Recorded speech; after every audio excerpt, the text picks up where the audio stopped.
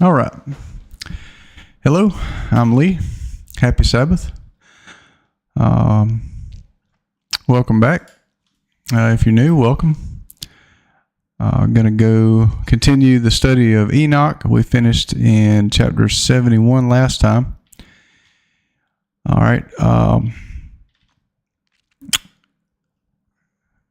Sound like a broken record going over if Enoch is scripture or not. I've explained it so many times. This is the 1917 translation of R.H. Charles, one of the best not copyrighted translations. Okay. Enoch is referenced all over Scripture and quoted by the apostles, the Messiah, on and on and on. So I'm not going to go into all that, but you can watch some of my other videos. I try to explain it more in depth. But I want to go into, so we're going to go to chapter 72, the luminaries. A couple things I want to point out first before we start. The Ethiopic, even though it's not copyrighted, is not the best translation we have. It was at the time, but it's not anymore. We have the Dead Sea Scrolls, we have Greek manuscripts, we have tons more research. So the Ethiopic was translated out of a Greek copy that was translated out of Aramaic or Hebrew original.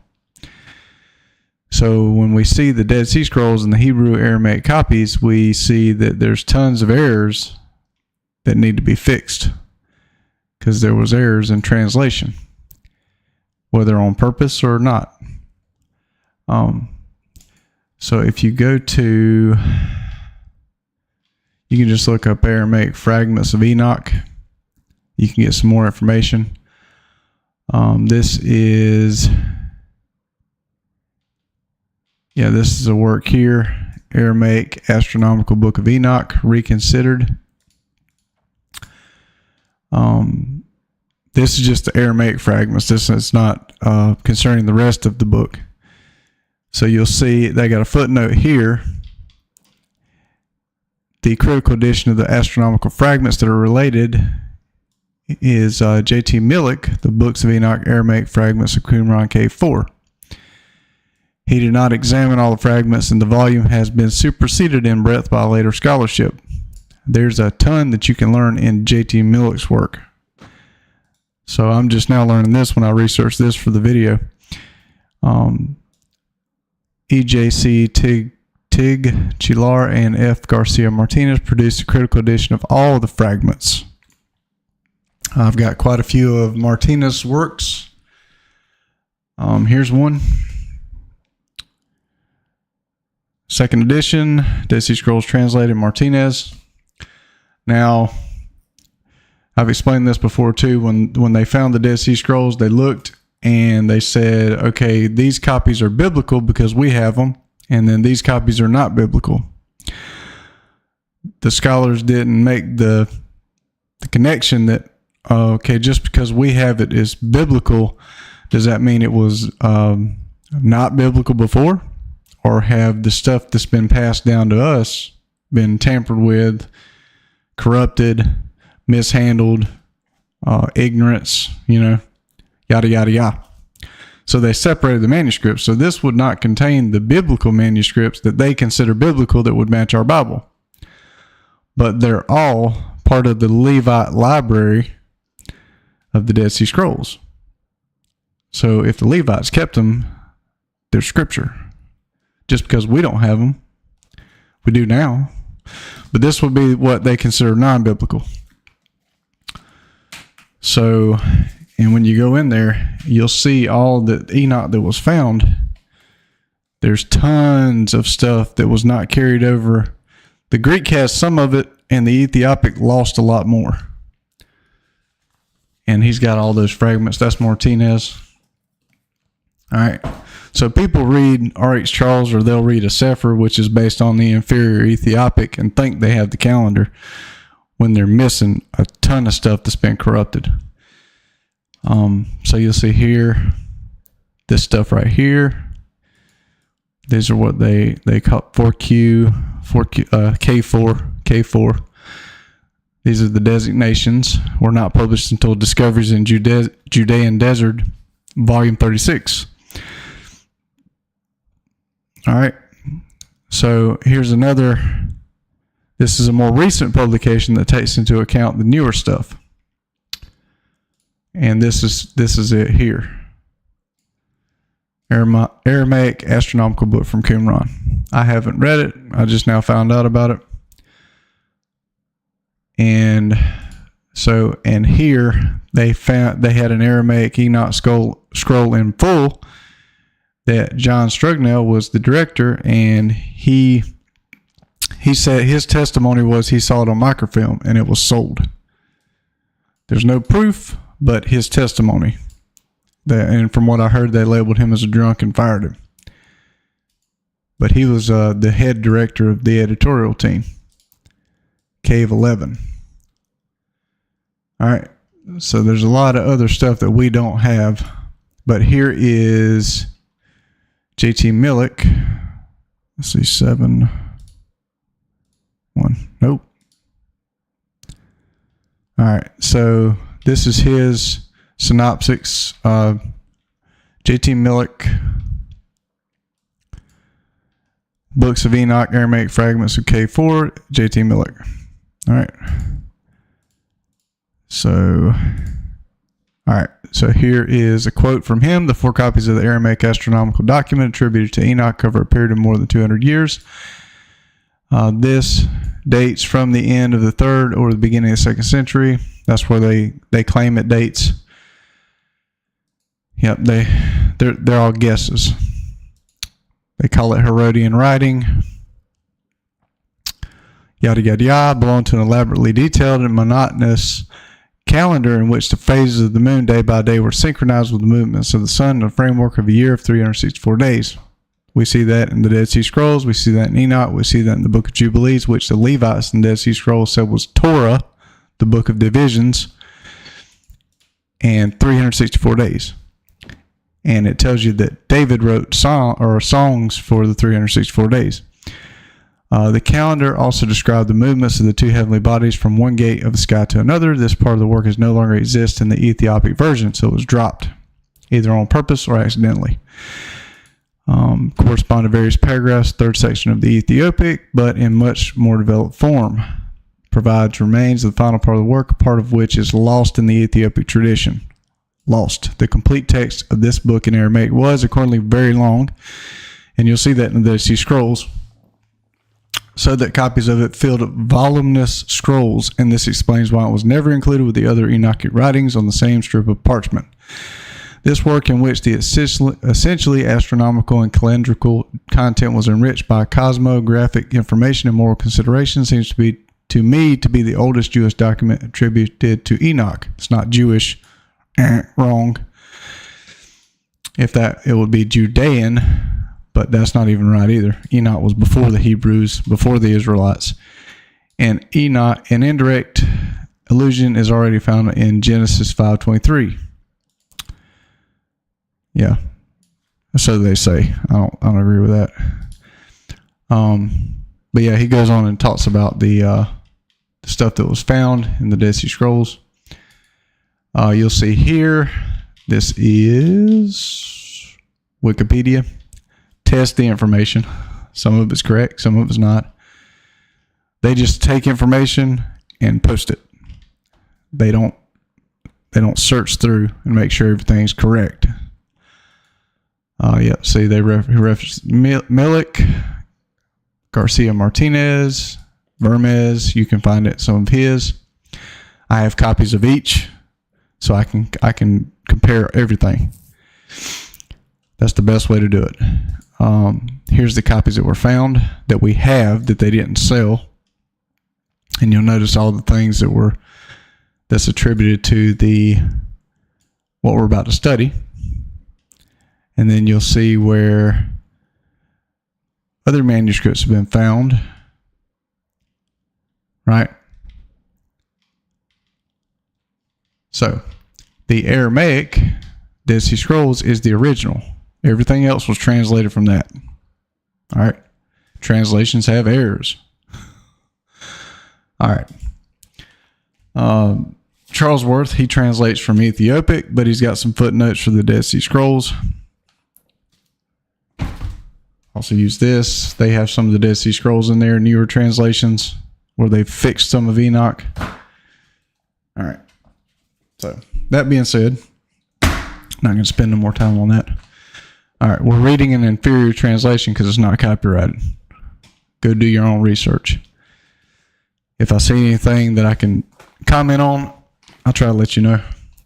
So, chapter 72, the book of the courses of the luminaries of the heaven, the relations of each according to their classes, their dominion, and their seasons, according to their names and places of origin, and according to their months, which Uriel, the holy messenger, watcher, who was with me in the Aramaic Enoch, they're watchers. They're not messengers, they're not angels, which would be the Greek word for messenger. Who was with me, who is their God, showed me, and he showed me all their laws exactly as they are, and how it is with regard to all the years of the world, and unto eternity, till the new creation is accomplished, which dureth till eternity. See, he showed them the luminaries unto eternity, till the new creation. All right. And this is the first law of the luminaries. The luminaries, the sun has its rising in the eastern portal. So the first law is the sun. The day begins with the sun, not the moon, not at night, not in the evening when the sun's going down, when you're about getting ready to go to bed. The day don't start then. Hello. A lot of people believe that. Has its rising in the eastern portals of the heaven and its setting in the western portals of the heaven. And I used to keep Sabbath evening to evening. That's not correct. And I saw 6 portals in which the sun rises and 6 portals in which the sun sets, and the moon rises and sets in these portals. Okay, so that's important here. Pay attention to 6 portals. Sunset, sunrise, moonrise, moon set. And the leaders of the stars and those whom they lead. So you got the stars included, 6 in the east and 6 in the west, and all the following each other in accurately corresponding order. Following each other. Also many windows to the right and left of these portals. And first there goes forth the great luminary named the sun. So it tells you when the day begins. First, the sun. And his circumference is like the circumference of the heaven. And he is quite filled with illuminating and heating fire. And the only way you can start the day at evening is to take a bunch of scriptures out of context and twist it to say what you want it to say. The chariot on which he ascends, the wind drives, and the sun goes down from heaven and returns to the north in order to reach the east, and is so guided that he comes to the appropriate portal and shines in the face of the heaven. In this way he rises in the first month in the great portal. So it's called the great portal in the first month. Not new moon, first month, which is the 4th. Those 6 portals in the east. And in that 4th portal from which the sun rises in the first month are 12 window openings, from which proceed a flame when they are open in their season. When the sun rises in the heaven, he comes forth through that 4th portal 30 mornings in succession. So you can pay attention to that. 30 mornings. And sets accurately in the 4th portal in the west of the heaven. And during this period, the day becomes daily longer and the night nightly shorter to the 30th morning.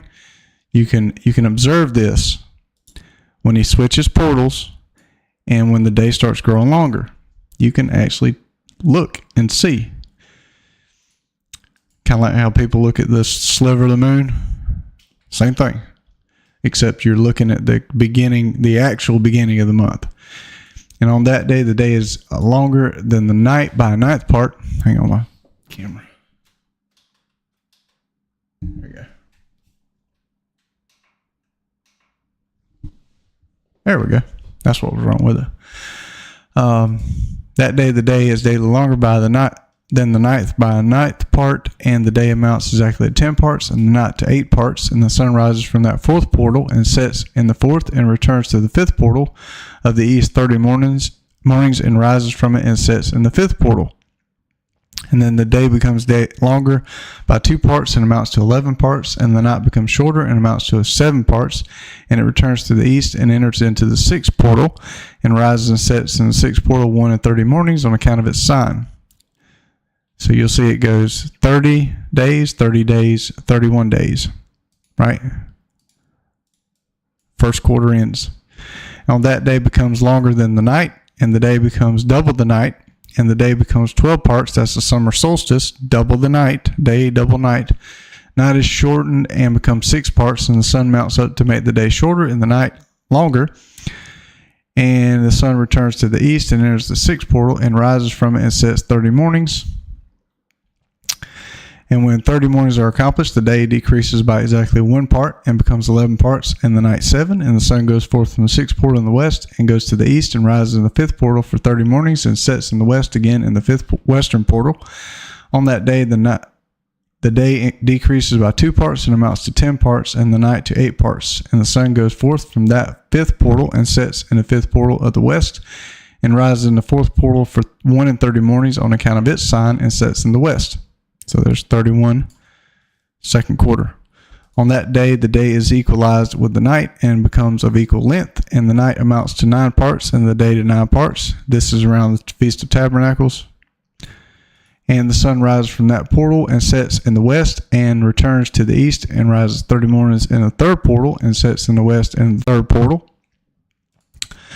And on that day, the night becomes longer than the day, and the night becomes longer than night, and the day shorter than day till the 30th morning, and the night amounts exactly to 10 parts, and the day to 8 parts.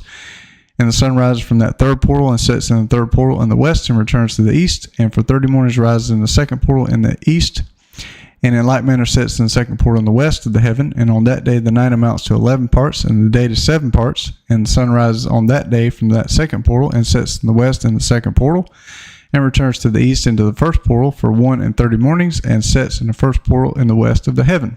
There's 3rd quarter. See? And on that day, the night becomes longer and amounts to double the day, and the night amounts exactly to 12 parts, and the day to 6. And the sun has therewith traversed the divisions of his orbit and turns again on those divisions of his orbits and enters that portal 30 mornings and sets also in the west opposite to it.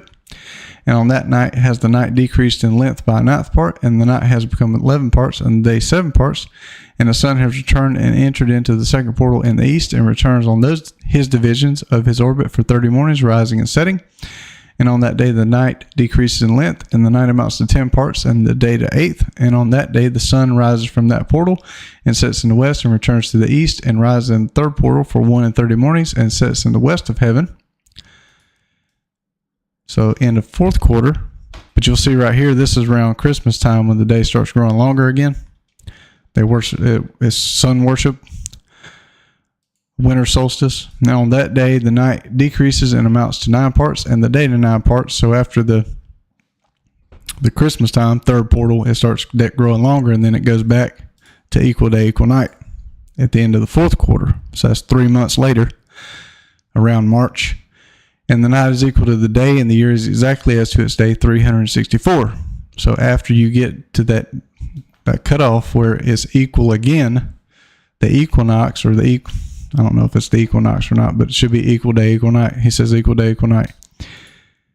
And the year is 364. And the length of the day and of the night and the shortness of the day and of the night arise through the course of the sun. These distinctions are made. So it comes that its course becomes daily longer and its course nightly shorter, so the days start going longer again. So you can stop here and you can go back up here and start reading the first when it started moving, and that ties together like a loop. It'll tell you what's coming after this. And this is the law in the course of the sun, and his return as often as he returns 60 times and rises. The great luminary which is named the sun forever and ever, the great luminary. And that which thus rises is the great luminary, and so named according to its appearance, according to as Yahuwah commanded. As he rises, so he sets and decreases not, and rests not, but runs day and night, and his light is 7-fold brighter than that of the moon, but as regards size, they are both equal. All right. I've got, so yeah, sun and moon, both equal in size. Let's see here.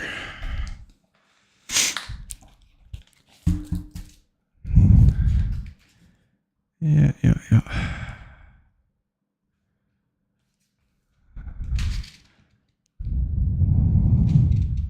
So they got some variant readings and manuscripts. So when you read the original translate it into English or just read the original if you can read Aramaic or Hebrew, things make a lot more sense when you get the garbage out rather than reading a translation of a translation of a translation. Happy Sabbath, Dro.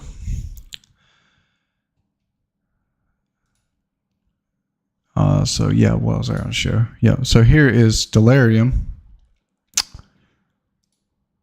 Let me close this up. There we go. So you can actually go on here and watch through the day what the sun's doing. See where it's rising? See it's traveling across the sky, east, just like Enoch said. Doot, doot, doot, doot. And west, east, west, straight across the sky. And depending on what portal it is, would be where it would rise from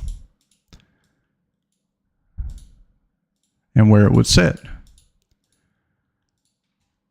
if you go to, let me show you a little reference. Very useful. Go to LeviteBible.com.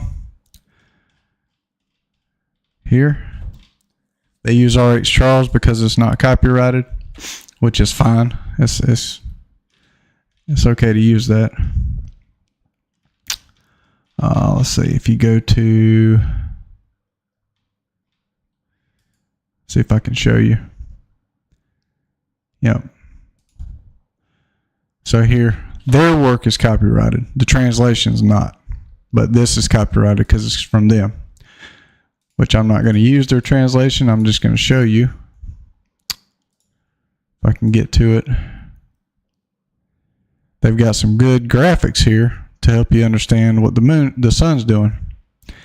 And their book is in color, but you can see here, they show you the portals and how the sun's moving. So you can get an understanding of what's really going on in Enoch. So this helped me to understand the sun. All right. So LeviteBible.com, and you can get a free ebook. But you can see it changing portals and going around. Chapter 73. And after this, I saw another law dealing with the smaller luminary, which is named the moon. So the sun's first. The sun starts the day. The sun starts the month. The sun starts the year. Now we have the law of the moon. We don't start the day, the month, and the year by the moon. If you're doing that, you're throwing out chapter 72.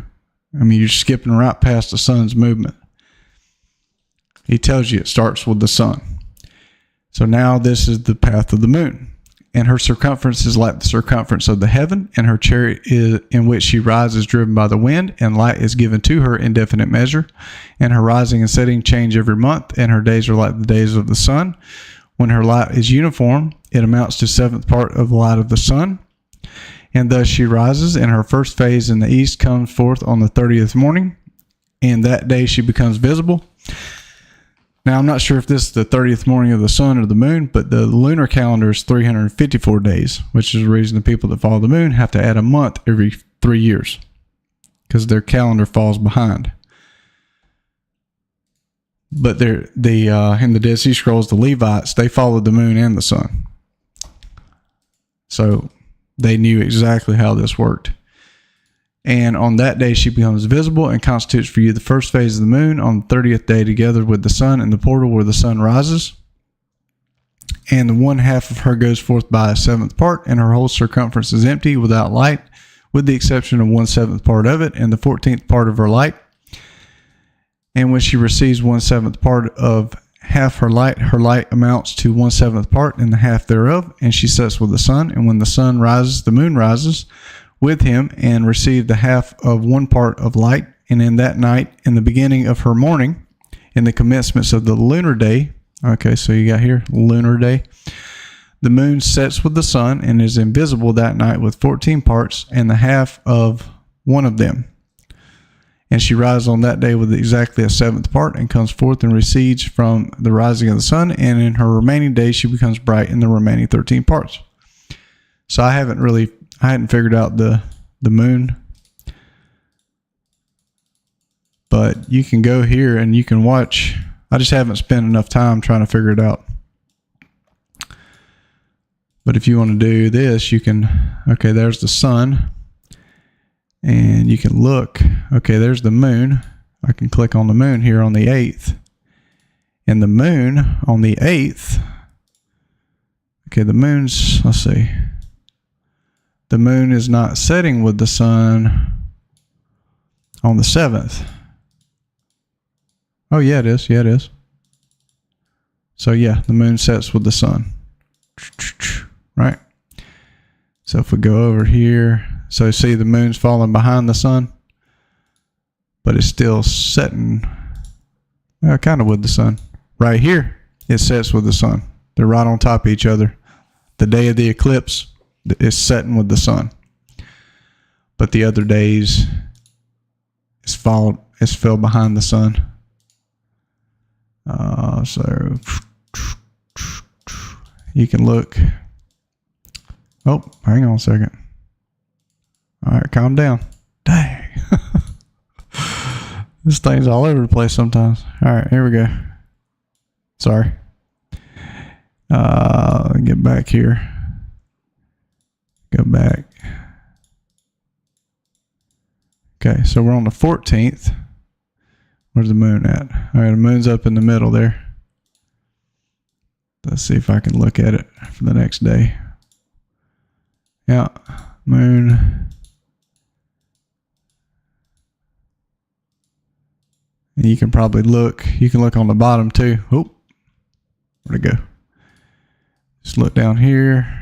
Scroll to the bottom. Find the moon. So you can see the moon there. Yeah. That's each day the moon's going back around. So now, pretty much, yeah, the moon each day is falling backwards. So you can actually see it. It's dropping behind the sun every day.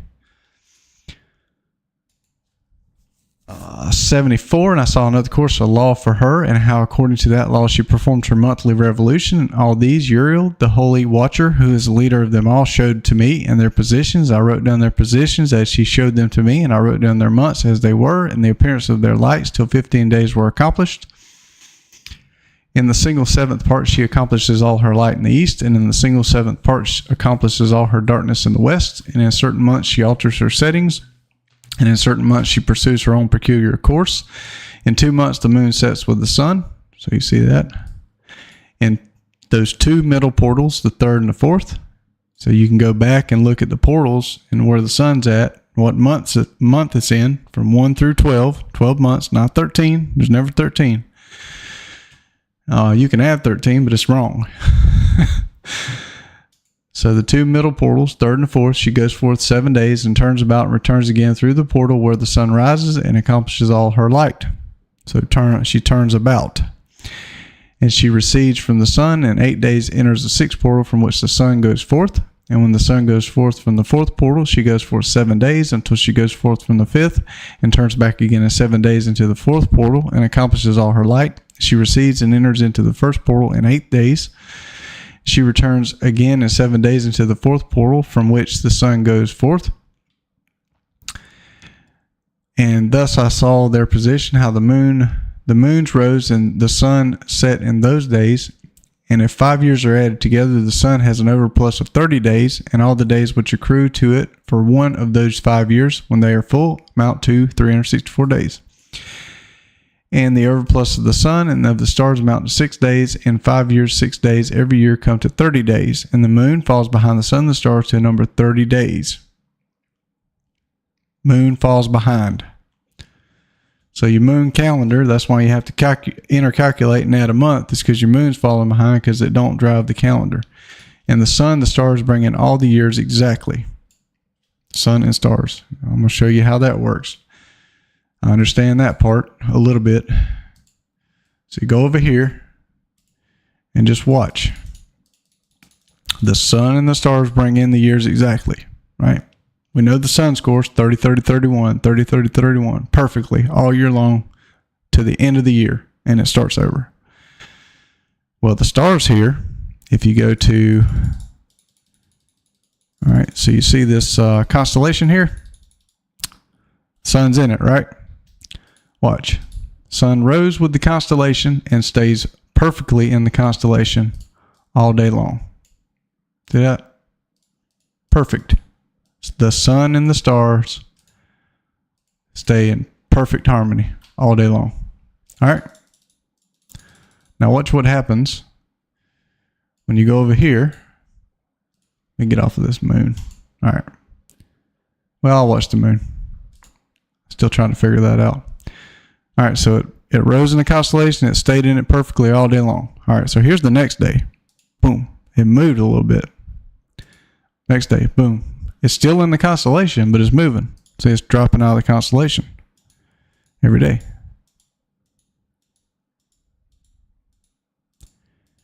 The month, the moon is in the constellation the entire month. And then another constellation rises, because it tells you the constellation rises and the moon rises and sets where the sun does.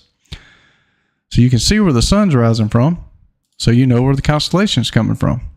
But every day to the next month, oh look, now we've got another constellation that has come up from where the sun rose.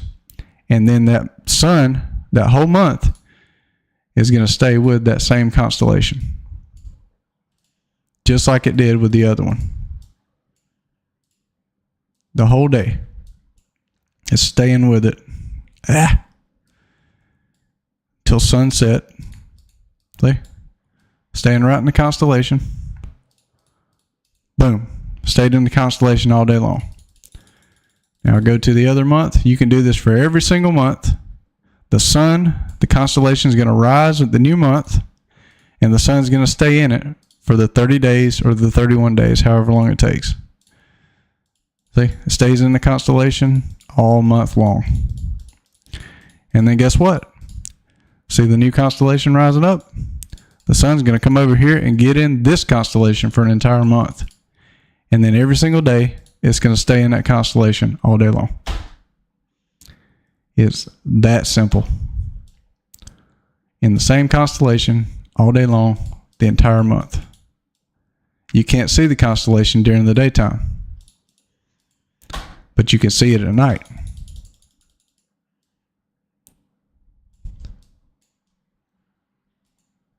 So if you go over there at sundown, if you can see the stars coming out, you probably still couldn't see it because it goes with the sun. But yeah, anyways.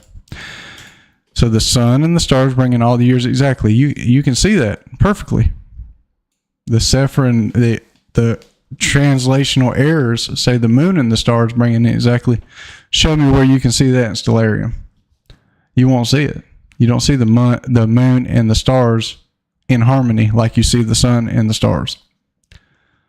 This is correct. Sun and stars, so that you do not advance or delay their position by a single day unto eternity, but complete the years with perfect justice in 364 days. In 3 years, there's 1,092 days. In 5 years, 1,820. So that in 8 years, there's 2,912. And the people that say you need a solar day or all that hogwash, this says 364 days, and it tells you 364 days, 3 years, 3 times 364, 5 times 364, 8 times 364, 364. That's it. It don't say add a solar day, add another day for the Roman calendar. It's 364 days, period. For the moon alone, the days amount in 3 years to 1,062. They got to add a month. And in 5 years falls 50 days behind. To the sum there is to be added. It's kind of garbled. If you got the Aramaic original, you see exactly what's going on. In 5 years, there are 1,770 days. So for the moon, the days in 8 years amount to 2832 days. We got enough left that we can tell what's going on. For in 8 years, she falls behind to the amount of 80 days. All the days she falls behind in 8 years are 80. So 80 days behind, and the year is accurately completed in conformity with their world stations. That's the constellation. The year is accurately completed in conformity with the constellations and the stations of the sun, which rise from the portals. We've seen that, through which the sun rises and sets 30 days.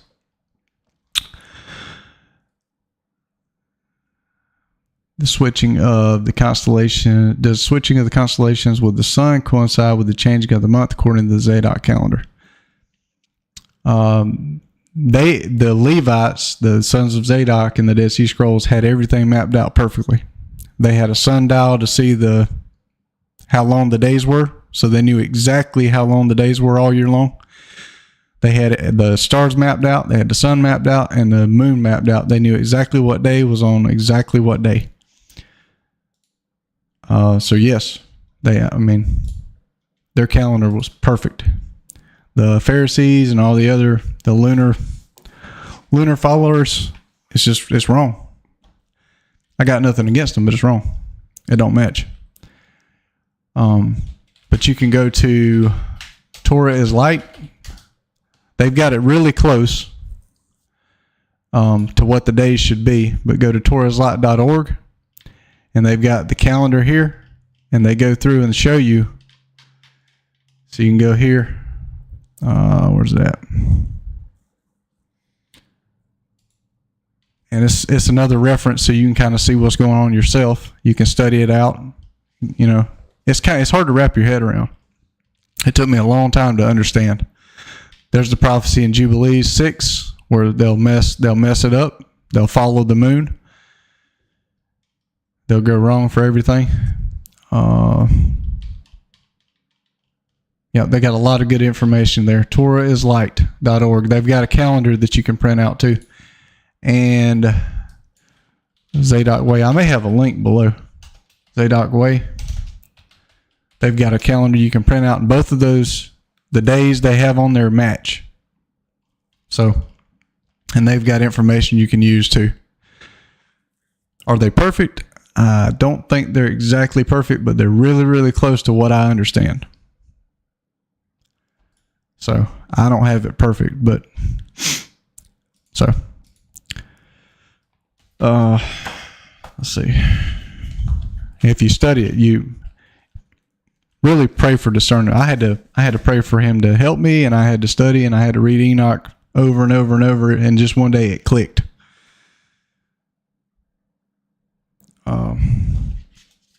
So I mean, it's really up to Father whether he shows you or not too, because we don't figure this stuff out on our own. There's no way I could have figured it out on my own. Here is in Enoch here, the Hermenia translation.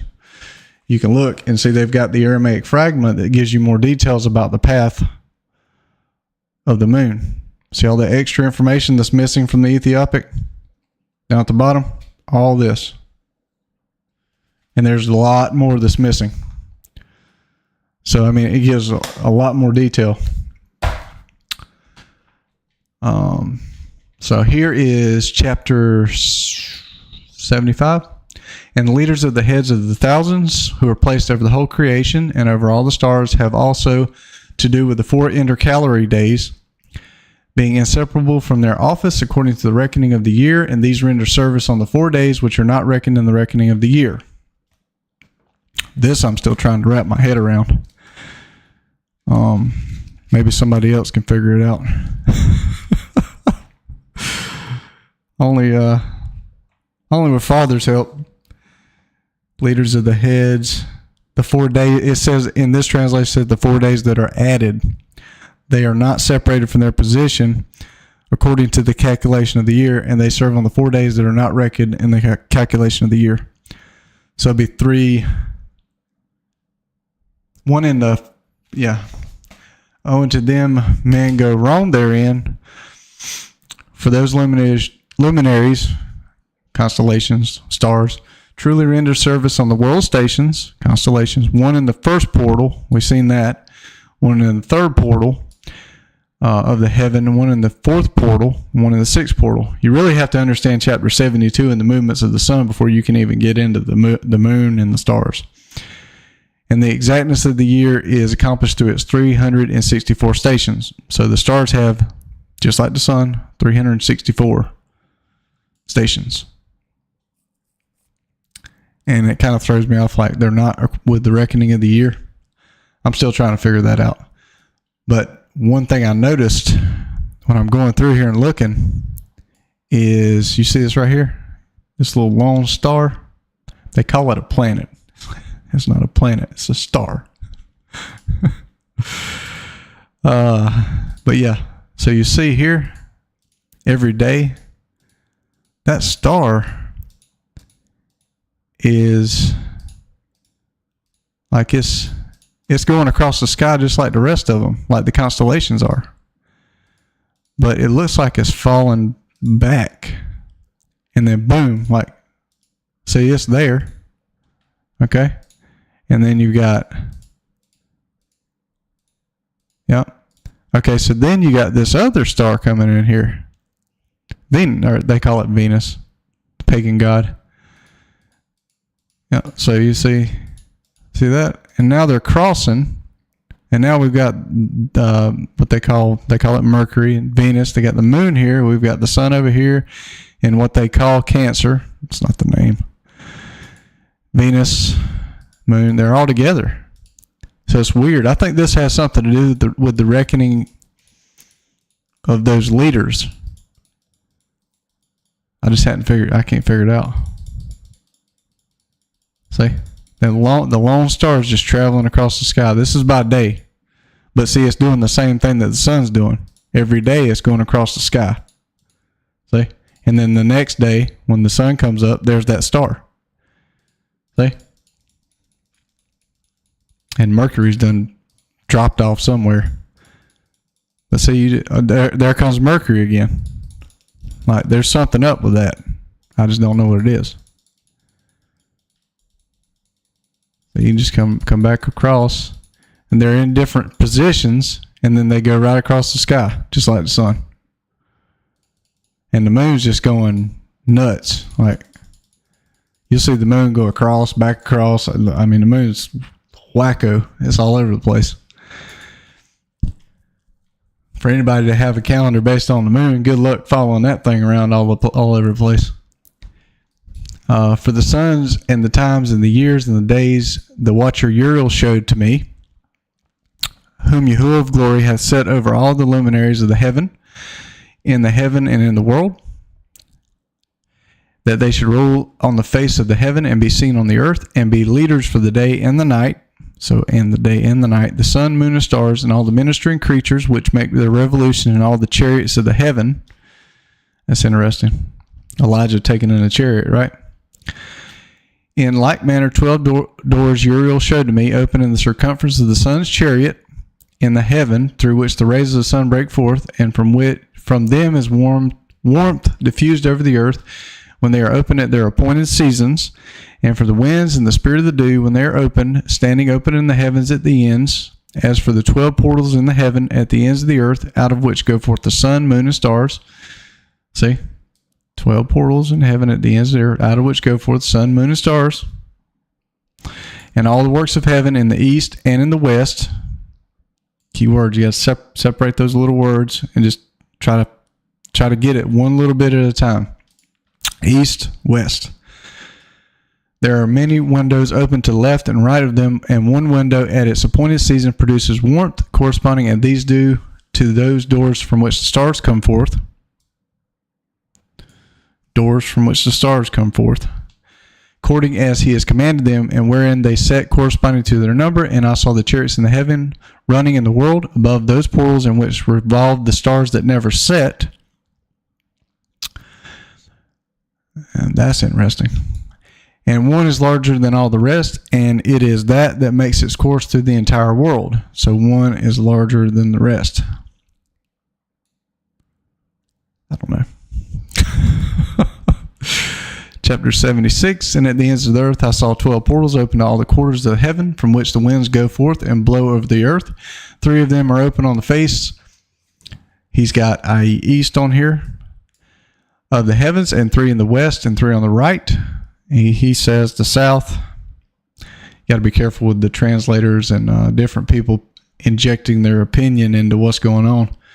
Even mine. Check and see if what I'm saying is correct.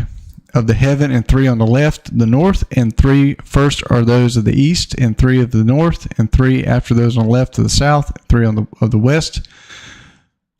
Yeah, I think that's what that is. The translator added this because it's in brackets.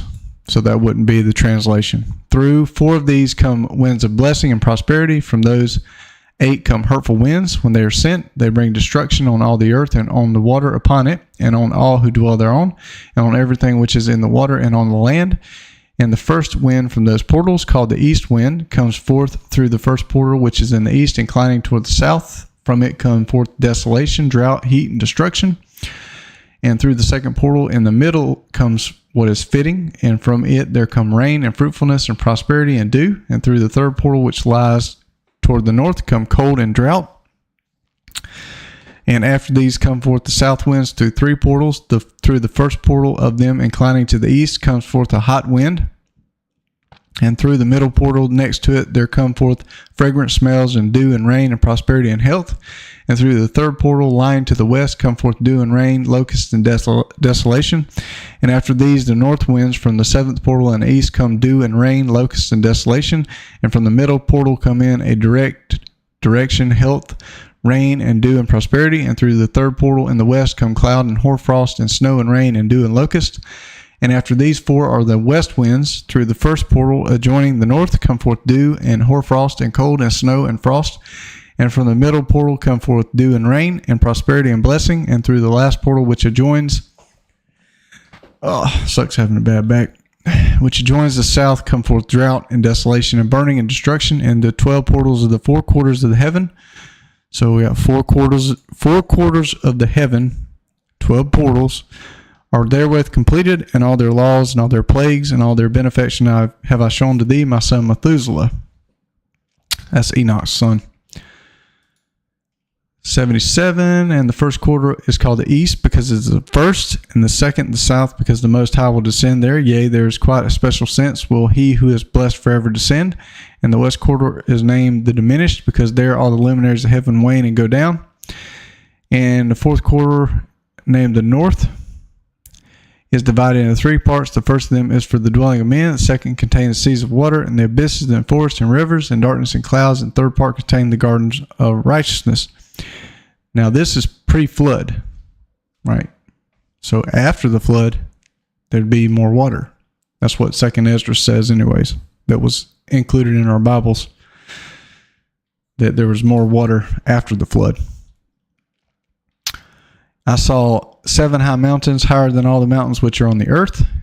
So if it's a mountain before the flood, it would be a island, island or continent after the flood.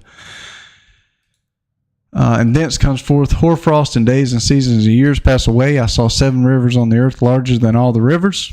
One of them coming from the west pours its waters into the great sea. So 7 rivers, they would be under the ocean now. And these two come from north to the sea and pour their waters into the Erythraean Sea in the east. And the remaining 4 come forth on the side of the north to their own sea.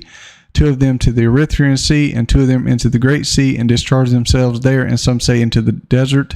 7 great islands I saw in the sea, and in the mainland, 2 in the mainland, and 5 in the great sea. 78. And the names of the sun are the following: the first are Jairus, and the second Thomas, and the moon has 4 names. The first name is Asanja, the second Ebla, the third Benes, the fourth Ray. These are the 2 great luminaries. Their circumference is like the circumference of the heaven, and the size of the circumference of both is alike. In the circumference of the sun there are 7 portions of light which are added to it, more than to the moon.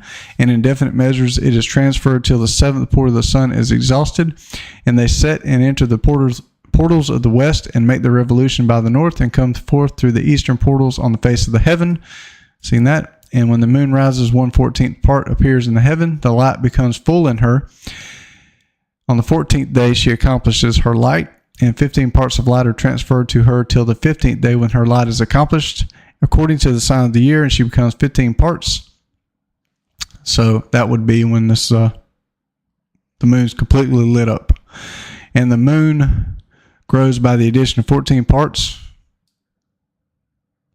And in her waning, the moon decreases on the first day to 14 parts for light, on the second to 13 parts for light, on the third to 12, on the fourth to 11, on the fifth to 10, on the sixth to 9, on the 7th to 8, on the 8th to 7, on the 9th to 6, on the 10th to 5, on the 11th to 4, on the 12th to 3, on the 13th to 2, on the 14th to half of the 7th, and all her remaining light disappears wholly on the 15th. Like I said, there's lunar lunar days and regular days. And in certain months, the month has 29 days and once 28. So the months vary. It's back and forth. And Uriel showed me another law when light is transferred to the moon and on which side it is transferred to her by the sun. So the sun transfers light to the moon. Tells you that. During all the period during which the moon is growing in her light, she is transferring it to herself. Okay, so now she's transferring it to herself. When opposite to the sun during 14 days, her light is accomplished in the heaven, and when she is illumined throughout, her light is accomplished full in the heaven. And on the first day she is called the new moon, for on that day the light rises upon her. So the new moon will be the day when the light rises on the moon. She becomes full moon exactly on the day when the sun sets in the west, and from the east she rises at night. So the sun sets in the west, the moon rises in the east. And the moon shines the whole night through till the sun rises over against her, and the moon is seen over against the sun. On the side whence the light of the moon comes forth, there again she wanes till all the light vanishes, and all the days of the month are at an end, and her circumference is empty and void of light. Like I said, there's regular months and there's lunar months. You can't get them mixed up. It'll throw you off. That's where a lot of people mess up. They'll see this and say, okay, the month's at an end because of the moon. No. Happy Sabbath, Rosie. And 3, hope you're doing good today. Having a good Sabbath. And 3 months she makes of 30 days, and at her time she makes 3 months of 29 days each, in which she accomplishes her waning in the first period of the time, and in the first portal for 177 days. And in the time for going out, she appears for 3 months of 30 days each, and for 3 months she appears of 29 each. At night she appears like a man for 20 days each time, and by day she appears like the heaven, and there is nothing else in her save her light. All right.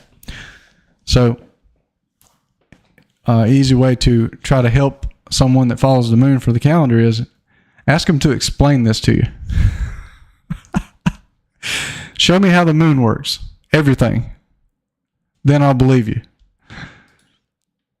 All they look at is that sliver, because it says in Enoch the first day, sliver of the moon, month, lunar month. 79. And now, my son, I have shown thee everything, and the law of all the stars of the heaven is completed. And he showed me all the laws of these for every day, and for every season of bearing rule, and for every year, and for its going forth, and for the order prescribed to it every month and every week, and the waning of the moon which takes place in the 6th portal. For in this 6th portal her light is accomplished, and after that there is the beginning of the waning, and the waning which takes place in the 1st portal in its season, till 177 days are accomplished, reckoned according to weeks, 25 weeks and 2 days. She falls behind the sun. Tells you again, she falls behind the sun. The order of the stars is exactly 5 days in the course of one period.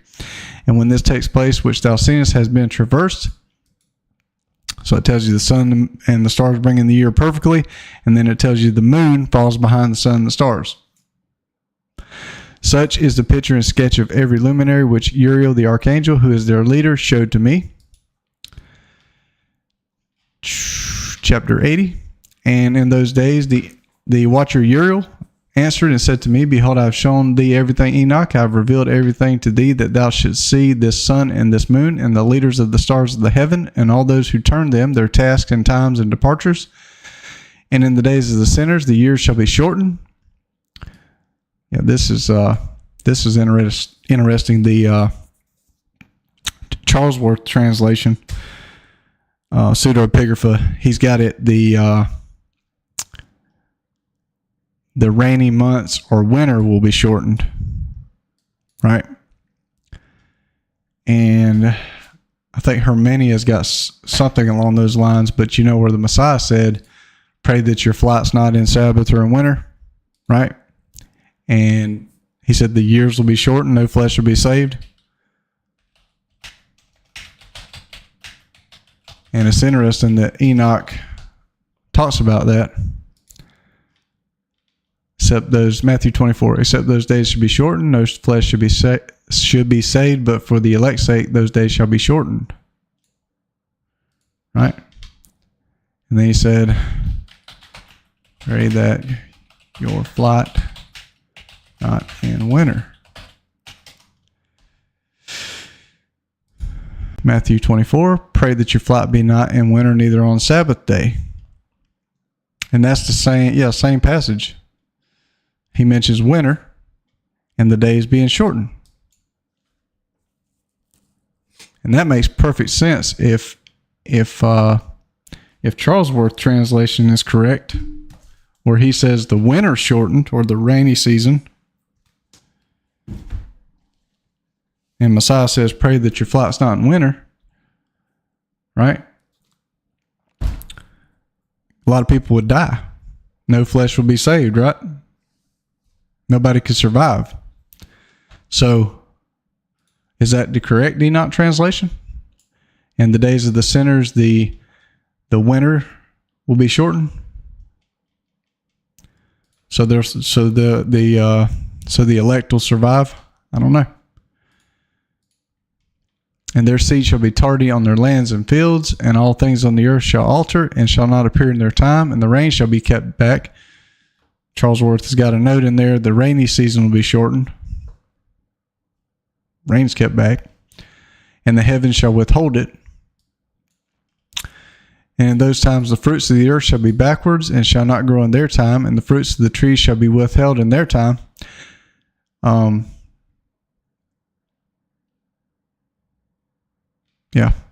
And the moon shall alter her order, and not appear at her time. And in those days the sun shall be seen, and he shall journey in the evening on the extremity of the great chariot in the west, and shall shine more brightly than accords with the order of light.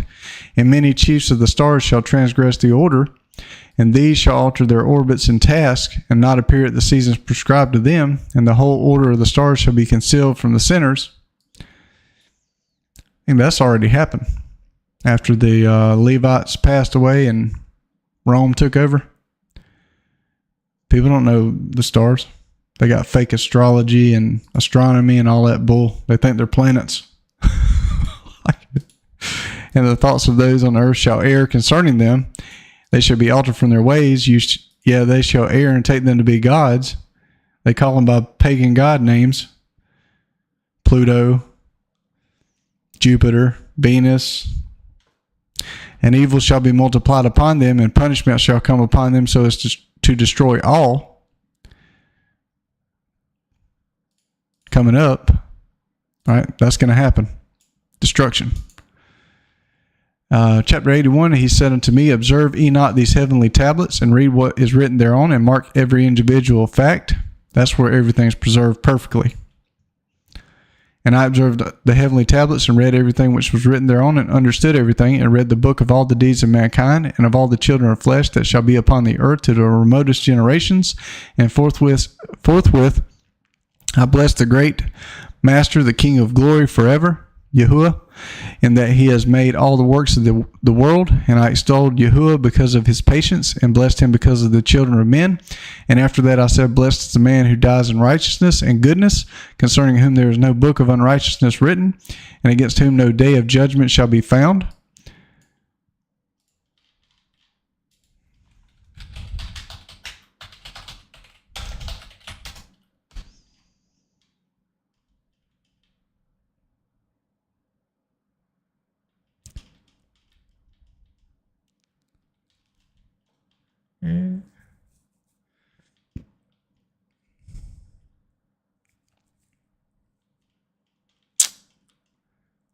I was looking for a psalm.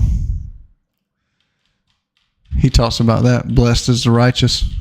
Righteous is blessed. Book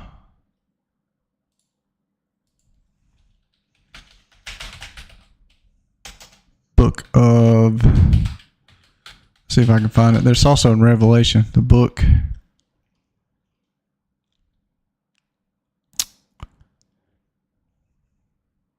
Yeah, the book of life.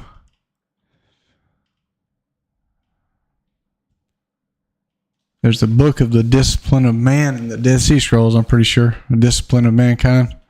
Book of discipline, book of life. Another book. The books were open. Another book was open. Book of life. The dead were judged out of those things written in the books. So it's more than one book. So book of unrighteousness written. And those 7 holy ones brought me and placed me on the earth before the door of my house. That's the 7 archangels, the watchers. Said to me, declare everything to thy son Methuselah, and show to all thy children that no flesh is righteous in the sight of Yahuwah, for he is their creator. Messiah said that. Paul said that. None righteous, no, not one. Does that mean we don't follow any laws or do anything? No, it don't. It just means we're not, and we can't do it without him. I can do all things through Christ who strengthens me. Yeah. Church says we can do everything, but we can't keep the law. But I can do all things through Christ who strengthens me. Well, you can keep the law. 1 year we will lead thee with thy son, till thou givest thy last commands, that thou mayest teach thy children, and record it for them, and testify to all thy children. And in the 2nd year they shall take thee from their midst. Let thy heart be strong, for the good shall announce righteousness to the good. The righteous with the righteous shall rejoice, and shall offer congratulation to one another. But the sinner shall die with the sinners, and the apostate go down with the apostate. And those who practice righteousness shall die on account of the deeds of men, and be taken away on account of the doings of the godless. The Hall of Faith in the book of Hebrews is awesome for that right there. And we were given a warning. Let no man deceive you.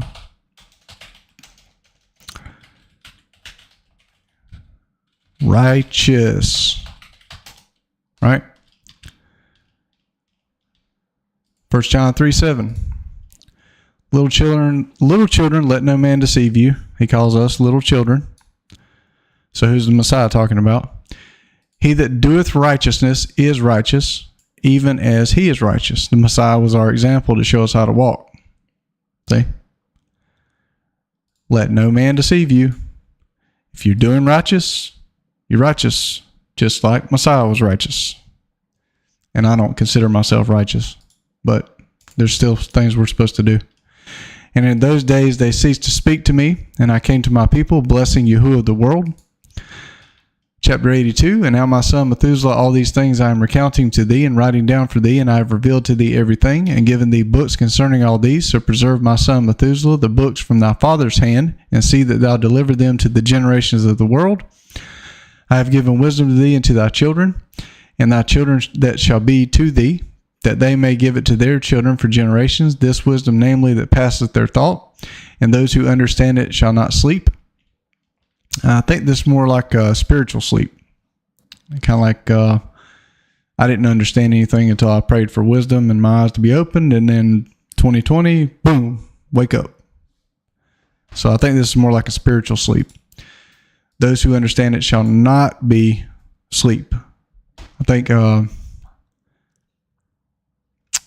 talks about in the New Testament too, those who are asleep. Strong delusion. But shall listen with the ear that they may learn this wisdom, and it shall please them that eat thereof better than good food. Messiah said the word was bread, the bread of life. He's the bread of life. Blessed are all the righteous. Blessed are all those who walk in the way of righteousness. That's the New Testament. You'll see the way all through the New Testament. The way of righteousness. The way of death is in the Old Testament. Sin not as the sinners in the reckoning of all their days, in which the sun traverses the heaven. Now this right here, a lot of people say the calendar is not important, but what is this about? In the reckoning of all their days. That's calendar talk, unless I'm missing something. In which the sun traverses the heaven, entering into and departing from the portals for 30 days with the heads of the thousands, and it mentions the sun. See? They don't err like the sinners in the reckoning of their days, in which the sun traverses the heaven, not moon, entering into, departing 30 days with the heads of the thousands of the order of the stars. See all those constellations and stars? Together with the 4 which are intercalculated, which divide the 4 portions of the year, which lead them and enter them with them 4 days. Which lead them and enter with them 4 days. The 4 stars. That's why they call them leaders. They lead them and enter with them. Owing to them, men shall be at fault and not reckon them in the whole reckoning of the year. So here it says again, men will be at fault reckoning the year. Yea, men shall be at fault and not recognize them accurately. For they belong to the reckoning of the year and are truly recorded forever, one in the first portal, one in the third, one in the fourth, one in the sixth, and the year is completed in 364 days. Moon, 354. What's the year? Sun, the stars. And the account thereof is accurate, and the reckoning thereof exact for the luminaries and months and festivals. That's how we figure out the festivals. And years and days has Uriel shown and revealed to me, to whom Yahuwah of the holy creation of the world hath subjected the host of heaven. Why would he say festivals here in Enoch? 33,000 something BC? Festivals before Israel, It's Father's festivals. Whole creation of the world hath subjected the host of heaven, whom Yahuwah of the whole creation has subjected the host of heaven. He has power over night and the day in the heaven to cause light, to give light to men, sun, and moon, and stars, and all the powers of the heaven which revolve in their circular chariots. And these are the order of the stars which set in their places in their seasons and festivals and months. And these are the names of those who lead them, who watch that they enter at their times, in their orders, in their seasons, in their months, in their periods of dominion, and in their positions. We've seen that, where they enter. They come where the sun comes up. There, 4 leaders who divide the 4 parts of the year enter first, and after them the 12 leaders of the orders who divide the months. And for the 360 days, there are heads over thousands who divide the days. And for 4 intercalary days, there are leaders which sunder the 4 parts of the year. And these heads over thousands are intercalculated between leader and leader, each behind a station, but their leaders make the division. And these are the names of the leaders who divide the 4 parts of the year, which are ordained: Milkiel, Helemelech, and I think in Hebrew, Melech is king, and Mel-Ejal and Nerel. Notice how all their names have L in it. Well, not all of them, 2 of them, L. And the names of those who lead them: Adnarel and Jashuel, Lomel. These 3 follow the leaders of the orders, and there is one that follows the 3 leaders of the orders, which follow those leaders of stations that divide the 4 parts of the year. In the beginning of the year, Melchijel, or Melchijal, this would be a Y, rises first and rules, who is named Tamani, and son, and all the days of his dominion while he bears rule are 91 days. We saw that the 4 quarters of the year, the months, 30, 30, 31. So that, the leader over 91 days. And these are the signs of the days which are to be seen on the earth in the days of his dominion: sweat and heat and calms, and all the trees bear fruit, and leaves are produced on all the trees. So this will be the beginning of the year. And the harvest of wheat, rose flowers, all the flowers which come forth in the field, but the trees of the winter season become withered. And these are the names of the leaders which are under them: Berkel, Zelubsel, and another who is added to a head of 1,000, called Haluyaseph. And the days of the dominion of this leader are at an end. The next leader after him is Helemelech, whom one names the shining sun, and all the days of his light are 91 days. And these are the signs of his days on the earth: glowing heat, so this will be the end of the quarter, switching to the summer. Glowing heat, dryness, and trees ripen their fruits and produce all their fruits ripe and ready. The sheep pair and become pregnant, and all the fruits of the earth are gathered in, and everything that is in the fields and the winepress. These things take place in the days of his dominion. These are the names and the orders and leaders of those heads of thousands: Gidgiel, Kiel, Heel, and the name of the head of 1,000 which is added to them, Asphael, and the days of his dominion are at an end.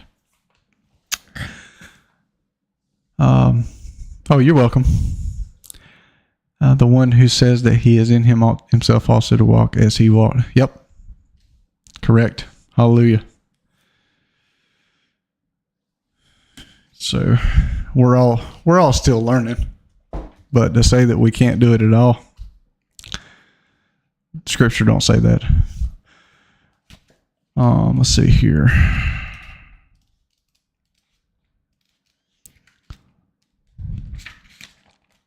Like little children, we're still learning, right?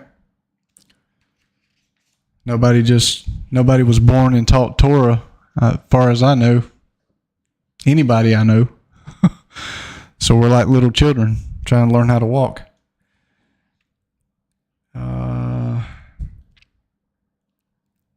Yep, Orient means east.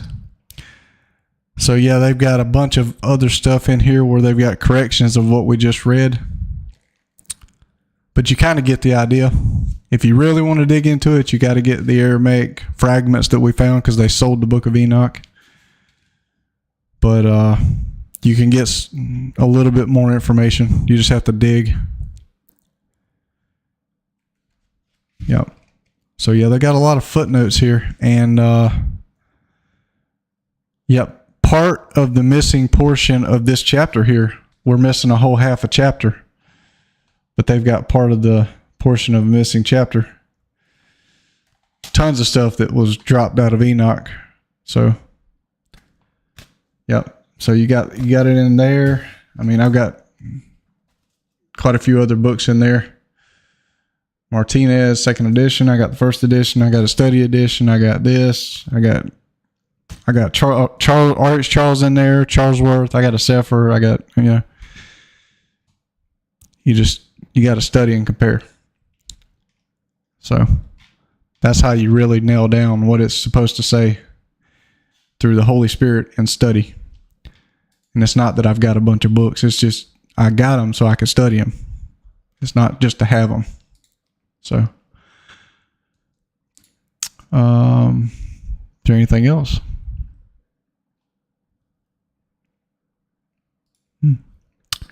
Yep. It's pretty cool. This made my head hurt for a really long time. Trying to understand what was going on. And I still walk outside at night sometimes and I look up and I'm like, it's so huge. How am I going to figure all that out? There's no way.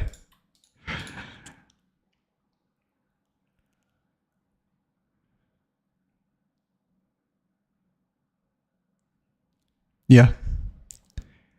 Yeah, I think the knowledge was hidden. Enoch tells you that the Messiah ascended, the rest of the chosen race was dispersed, Judah, Benjamin, Levi. And the way of truth was hidden by Constantine and all the church, and we had an age of darkness from shortly after the Messiah ascended up until the wisdom's given to the righteous at the end, and then the sword's given to the righteous, and they execute judgment. So this was taken. People, he uses the wicked just like he'll use the righteous to do something. They thought they were doing right, being wicked and getting rid of it, but they were just doing his will, because the people didn't deserve it. Not like we deserve it, but, he took his name, he took his word, he took the books out. For a long time, I struggled like, those wicked people hid his name. Well, yeah, they did, but it was part of Father's will because they don't deserve it. We don't deserve it, but you know what I mean? So everything works according to his will. This is pretty cool though. You can actually see some of it. Still a ton to understand. Like the ancients were way smarter than we are. Yep. Just like, what was it? He sent an evil spirit to Saul. He used the evil spirits too. Satan, he uses him too. It's part of, that's how he does things. He's sovereign. He can do whatever he wants to. You don't have to ask anybody permission. People will twist it, but he's holy and righteous.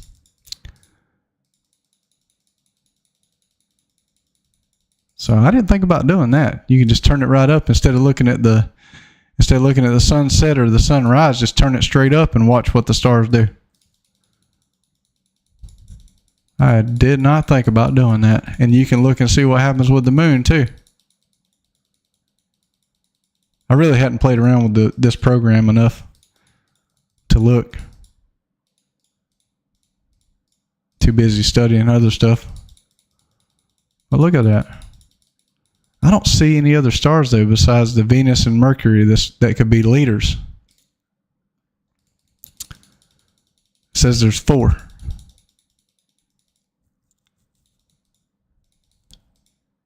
I don't know. I don't know. I still don't get it all. There's tons I don't know. I mean, you can play with the time too. You can like turn the time up or down. Get that sun. So midday would be sun. Let's see. Sun would be in between. This thing. Work. All right. So the midday, the sun would be in between the east and the west. Right. So then you could, let's say, turn that off. Switch to days. Yep. So this would be the shortest part of the year. Around Christmas time, the days start growing longer.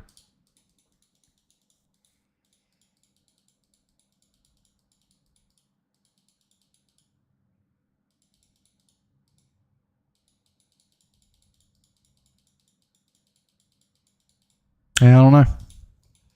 It's cool though. Every month another constellation pops up. Yeah. All right. Well, I hope that was a blessing and helpful to somebody. And yeah, I don't spend a lot of time on the calendar because I want to be studying the rest of Father's Word too. But you know, it is part of His Word, just like the shape of the earth is part of His Word. People say don't study that, but it's part of His Word. So I look at that too. Look at all of it. Don't just tunnel vision. Okay, I don't need to know the calendar. I don't need to know the shape of the earth. It's in Father's Word. It's in the Scriptures. Shape of the earth, what the sun and moon does. David talks about it. So it's important. If Father says it, it's important. Anyways, I'm going to quit rambling. All right. Happy Sabbath. Hope y'all have a good one. Hope this was helpful and a blessing to you. Have a good rest of your Sabbath.